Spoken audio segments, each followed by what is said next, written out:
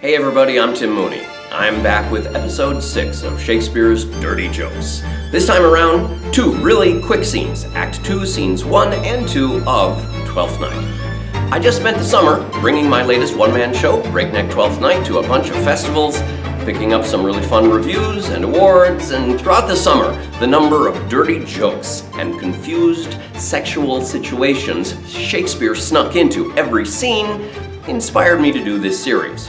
For Act 2, Scene 1, we go back to the seacoast, where 2 more characters have washed up on shore.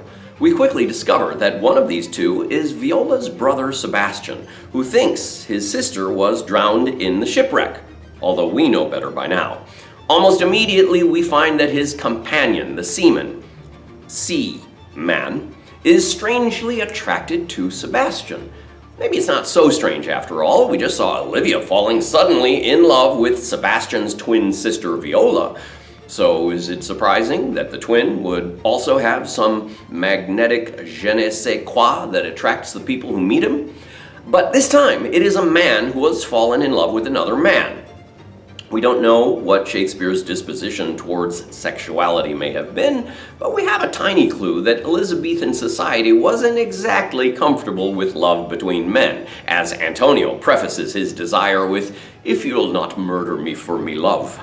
So perhaps even then this was the love that dares not speak its name. Clearly, Shakespeare is conscious of the lines that he is crossing. Moments ago, we just saw Olivia falling in love with Viola.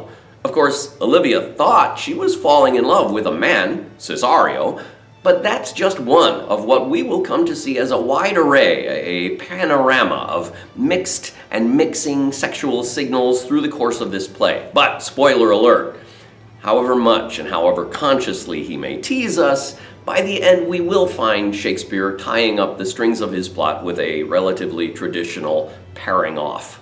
But here we find Antonio asking Sebastian not to leave, asking where he is going, offering to be his servant, and when left behind, deciding to risk his life to pursue after a man that he, quote, adores. With Scene 2, we quickly jump back into the action that we left at the end of Act 1.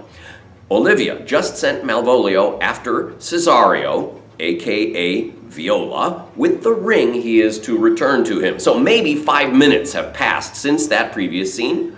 Side note, you might want to start tracking just how much time passes in the course of this play, because it will get confusing by the end. Of course, Viola knows she never gave a ring to her in the first place. But even so, she plays along with the fiction, choosing not to deny having given her the ring. Why doesn't she just say, "What are you talking about? I never gave her a ring"? Perhaps she instantly senses that this is part of a coded message that Malvolio is not meant to understand, and yet she doesn't get around to putting 2 and 2 together until after Malvolio leaves. Once he does, she works her way through the conundrum in 3 phases. 1, I left no ring with her. 2, is it possible that my outsides have charmed her? That is to say, the masculine disguise she has put on. And then 3, she made good view of me indeed. Even though Viola is in disguise, she must, out of habit, assume that her physical appearance would not be attractive to another woman. And now, in hindsight, she examines herself, confirming perhaps that no physical bumps or bulges or lack of bulges might have revealed her actual sex. The realization comes over her in a rush, and she chases the tangle of the several attractions around in an impossible circle. 1, my master is in love with her. 2, and I, poor monster, fond as much on him. To Shakespeare, monster doesn't mean a Frankenstein, but any diversion from nature. 3, and she, mistaken, seems to dote on me. This is a triangle of a relationship that will chase its monster's tail around the circle with a perpetual, unsatisfied, unsatisfiable desire. And so, with all of that in mind, here's Act 2, Scenes 1 and 2 of Breakneck Twelfth Night. Act 2, Scene 1, the seacoast. Enter Sebastian and Antonio, a seaman. Sea-man. Often mistaken for a pirate. Perhaps it's the accent. And if we about seamen, it is that they tend to spend the bulk of their time in the exclusive company of other men. Will you stay no longer? May I not go with you? I crave your leave that I may bear my evils alone. Let me know whither you're bound. You must know, Antonio, my name is Sebastian. My father was Sebastian of Messali. He left behind myself and a sister, both born in an hour. Would we had ended so, for an hour before you took me from the sea was my sister drowned. Alas the day. A lady, sir, and though she much resembled me, she was yet accounted beautiful. Drowned in salt water, though I seem to drown her remembrance again with more. If you'll not murder me for me love, let me be your servant. If you will not kill him whom you have recovered, desire it not. I am bound to the Count Orsino's court. Farewell. I have many enemies in Orsino's court, else would I shortly see thee there. Yet, come what may, I do adore thee so, the danger shall seem sport, and I will go. Scene 2. Enter Viola, followed by Malvolio.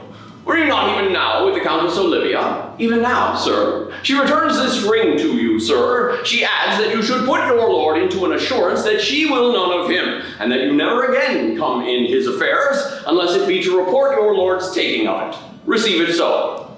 She took the ring of me, I'll have it not. If it be worth stooping for, there it lies. If not, be it his that finds it.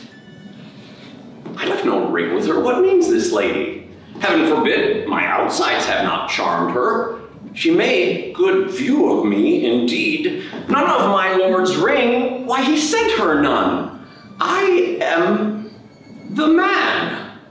Poor lady, my master is in love with her, and I, poor monster, fond as much on him, and she, mistaken, seems to dote on me. Oh, time, thou must untangle this, not I. It is too hard a knot for me to untie. So that's Act 2, Scenes 1 and 2 of Breakneck Twelfth Night. Next week, the plot thickens in Scene 3 with a late-night drunken party at Olivia's house. So be sure to subscribe to catch that and all those dirty jokes yet to come. Once again, I'm Tim Mooney with the Timothy Mooney Repertory Theater, and I bring these breakneck shows to theaters around the United States. I would love to come and perform for you and your school or group. You can also find my work online at timmooneyRep.com with video versions at breakneckshakespeare.com. See you on the stage.